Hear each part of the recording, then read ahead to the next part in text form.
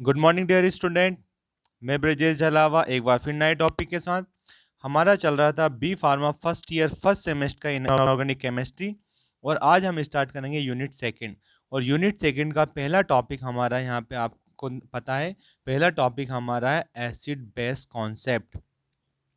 बहुत ही easy topic है। आपको पता होगा कि एसिड और बेस हमने 11th-12th में भी पढ़ा होगा और इजीली हम लोग जानते हैं कि एसिड और बेस क्या होता है, लेकिन फिर भी हमारे सिलेबस में है, तो आज हम इस टॉपिक को कवर करेंगे और बहुत ही इजी वे में हम इसको आज समझने वाले हैं। तो अगर आप हमारे चैनल पर नए हैं तो चैनल को सब्सक्राइब कर लीजिएगा, वीडियो को लाइक कर दीजिएगा। अगर मन में कोई क्वेश्चन है तो उसे कमेंट्स बॉक्स में ज़रूर लिखिएगा, ताकि हम आपके डाउट को क्लियर कर सकें और आगे भी आपके लिए अच्छे वीडियो बना सकें। तो चलिए शुरू करते हैं। आज का टॉपिक हमारा है एसिड बेस कॉन्सेप्ट। तो एसिड बेस कॉन्सेप्ट आप सभी लोग जानते होंगे, पहले भी आपने पढ़ा होगा कि एक जो अपना एसिड और बेस का जो अपना बेसिक अपन मानते हैं पीएच को लेकर, पीएच के हिसाब से अपन लोग क्या करते हैं कि एसिड बेस को क्लियर करते हैं कि ये एसिड है या बेस है। इसके लिए अपन ना जो पीएच होता है एक 7 जो पीएच होता है ये हमारा क्या होता है, न्यूट्रल होता है। न्यूट्रल का मतलब होता है कि ना ये एसिड होता है ना ही ये बेस होता है। इसीलिए हमारा जो वाटर होता है, वाटर का पीएच क्या होता है, हमारा 7 होता है। और जब 7 के हम लोग नीचे जाते हैं, बिलो दी 7, तो यहाँ पे क्या हो जाता है, अपना वो चीज़ हमारी क्या हो जाती है, एसिड हो जाती है। और इसके बाद जब जैसे हम लोग 7 के ऊपर जाते हैं, हमारा पीएच ऊपर जाएगा, तो ये हमारा क्या हो जाता है, बेस हो जाएगा। अब बेस एसिड मतलब आप जानते हैं, जैसे अम्ल और क्षार आपने पढ़ा होगा, सुना भी होगा। तो जो एसिड है वो क्या हो जाता है हमारा, पीएच पे डिपेंड कर रहा है, यानी कि अगर 7 से कम पीएच आ रहा है तो हमारा एसिड हो जाता है, और जब 7 से ऊपर जाता है तो ये हमारा क्या हो जाता है, बेस हो जाता है। अब ये भी जो पीएच रहेगा उस पे डिपेंड करता है, यानी कि अगर जैसे कोई हमारी वैल्यू 7 हमारा न्यूट्रल है, 7 से नीचे हमारा एसिड है, लेकिन पता लगा वो 6.9 है, तो ये हमारा क्या हो जाता है, इसको हम लोग बोलते हैं स्लाइडली एसिटिक। और जैसे 7.1 हो जाता है, इसको बोलते हैं स्लाइडली बेसिक। इसके बाद जैसे जैसे वैल्यू कम होती जाएगी, इसकी स्ट्रांगनेस बढ़ती जाएगी, और हमारा एसिड क्या हो जाएगा, स्ट्रॉन्ग होते हुए जाएगा। और जैसे जैसे वैल्यू वो आगे बढ़ती जाएगी तो ये बेस में कन्वर्ट हो जाता है। यहाँ पे हमारा 7 से ऊपर जाएगा तो हमारा बेस स्टार्ट हो जाता है, और जैसे जैसे वैल्यू बढ़ती जाएगी तो ये वैल्यू हमारी क्या हो जाती है, स्ट्रॉन्ग बेस में कन्वर्ट होना स्टार्ट हो जाती है। तो हमारा डिपेंड करता है पीएच वैल्यू पर। तो आइए देखते हैं पीएच वैल्यू के लिए हमारे पास क्या है। यहाँ पे पीएच वैल्यू देखा जाए तो हमारे पास एक पीएच पेपर हम इसके लिए यूज़ कर सकते हैं। इसके लिए इंस्ट्रूमेंट भी आ गए हैं, आजकल डिजिटल इंस्ट्रूमेंट भी आ गए हैं जो आपको डायरेक्ट रीडिंग बता देते हैं, और मैनुअली भी हम इसको पहले करते थे, पेपर के थ्रू भी हम लोग इसको आइडेंटिफाई कर सकते हैं। तो पीएच मेजरमेंट क्या होता है, यहाँ पे हमारा 0 से लेकर 14 तक होता है, यानी 0 टू 14 तक हमारी पीएच वैल्यू होती है। जब 0 से बढ़ना स्टार्ट होती है तो हमारा एसिड हो जाता है, और जब ये 7 पे जाएगा तो न्यूट्रल हो जाएगा, और जब 7 से ऊपर कोई वैल्यू जाती है तो हमारा बेस में कन्वर्ट होता है, और वो भी कहाँ तक जाएगा, हमारा 14 तक जाता है। तो ये सिंपल सा कॉन्सेप्ट हमारा क्या है यहाँ पे, कि जब भी हमारा जो जीरो रहेगा क्या होता है, हाईली एसिडिक रहेगा, मतलब स्ट्रॉन्ग एसिड रहेगा, और जब वैल्यू 14 पे पहुंचती है तो ये हमारा क्या हो जाता है, यहाँ पे स्ट्रॉन्ग बेस हो जाता है। यानी कि जब वैल्यू 14 पे जाएगी तो स्ट्रॉन्ग बेस हो जाएगा। एसिडिक की रेंज अपन देखते हैं तो यहाँ पे क्या हो जाएगा, 0 टू 6.9 तक। 6.9 इसलिए ले रहे हैं क्योंकि 7 हमारी न्यूट्रल वैल्यू, इसलिए 7 को हम काउंट नहीं करेंगे। और जब पीएच हमारी क्या 7.1 टू 14 वैल्यू अगर जब हम काउंट करेंगे तो ये हमारा क्या हो जाता है, बेस होता है। यहाँ भी हमने 7 नहीं लिया क्योंकि 7 इज अ न्यूट्रल पीएच है यहाँ पे। तो यहाँ पे हमारा क्या हो जाता है, आगे इसके बेसिक स्टार्ट हो जाता है, इसलिए हम 7 को काउंट नहीं करते क्योंकि 7 हमारा न्यूट्रल है। चलिए जानते हैं, इसमें अलग अलग रिसर्च हुई है, साइंटिस्ट ने अपने अपने अलग अलग थ्योरी दी है। आज हम थ्योरी को भी देखते हैं। तो चलिए पहली थ्योरी हमारी यहाँ पे आती है, जो मोस्ट पॉपुलर थ्योरी है। इसमें जो आप कहीं भी जाएंगे तो आपको ये थ्योरी जरूर मिलती है।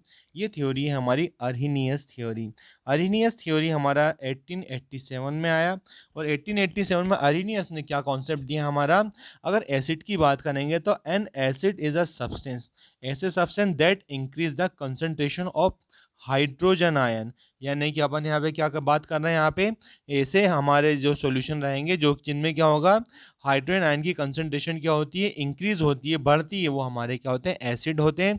और हाइड्रोजन से मतलब यहाँ पे क्या है, यहाँ पे हमारे प्रोटॉन से। यानी कि सिंपल सी थ्योरी ये है कि अगर कोई भी हमारा सॉल्यूशन है वो हाइड्रोलिसिस करने पे, यहाँ पे वाटर लिखा मतलब इन वाटर यानी कि वाटर के साथ ये क्या करेंगे, तो अपन लोग यहाँ बात कर रहे हैं अकॉर्डिंग टू अरेनियस ऐसे सब्सटेंस जो कि हाइड्रोलिसिस करने पर क्या करते हैं, हाइड्रोजन आयन प्रोड्यूस करते हैं। हाइड्रोजन आयन यानी कि H+ आयन देते हैं, वो हमारे क्या होते हैं, एसिड होते हैं। अब देखिए जैसे HCl इसका अपन हाइड्रोलाइसिस करेंगे तो यहाँ पे क्या होता है, यहाँ पे H++ में टूट गया तो ये क्या देता है, अपना हाइड्रोजन आयन दे रहा है। तो इसी थ्योरी को अपन क्या कहते हैं, ये हमारी अरेनियस थ्योरी है और इसके अकॉर्डिंग जो भी हाइड्रोजन आयन देगा वो हमारा क्या हो जाता है, एसिड हो जाता है। एक एग्जाम्पल अपन और देखते हैं, जैसे H2SO4 की अपन लोग बात करेंगे तो ये भी हमारा काय में टूटता है, H++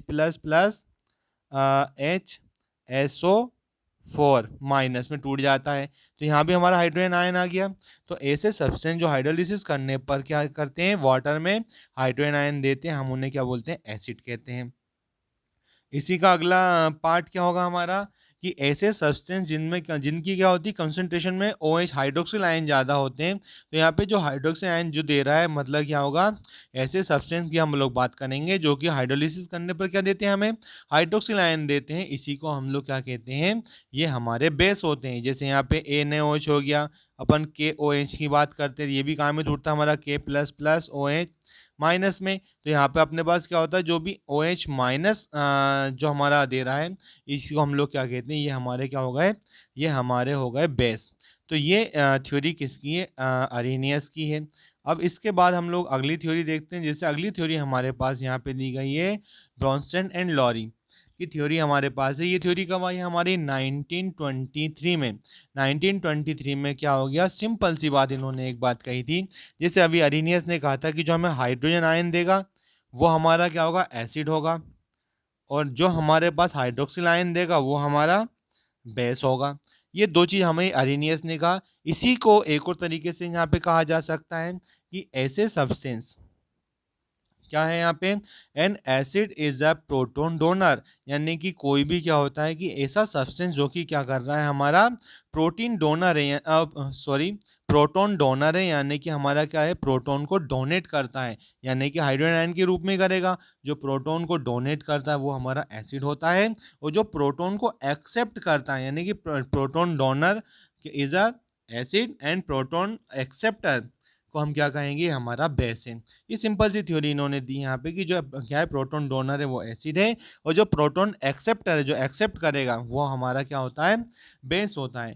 तो ये हमारी कौन सी थ्योरी थी, ये हमारी अरेनियस थ्योरी थी। इसी के बाद हमारी एक थ्योरी और आती है, उस थ्योरी का नाम है लुईस थ्योरी।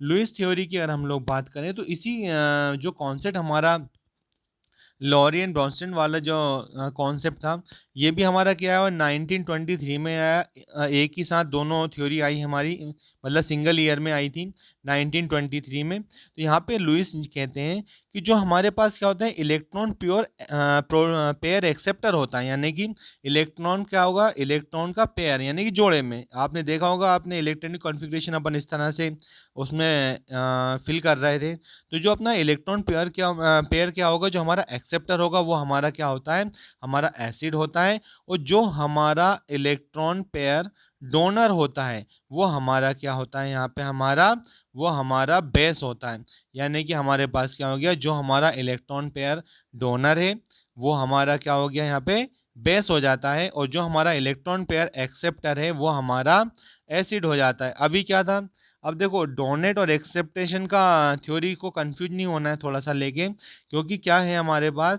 यहाँ पे जो डोनर है वो क्या है, एसिड है, और यहाँ पे जो एक्सेप्टर है वो हमारा एसिड है, और यहाँ पे प्रोटॉन क्या कर रहा था, जो एक्सेप्ट कर रहा था वो हमारा बेस था, और यहाँ पे जो डोनेट कर रहा है वो बेस है।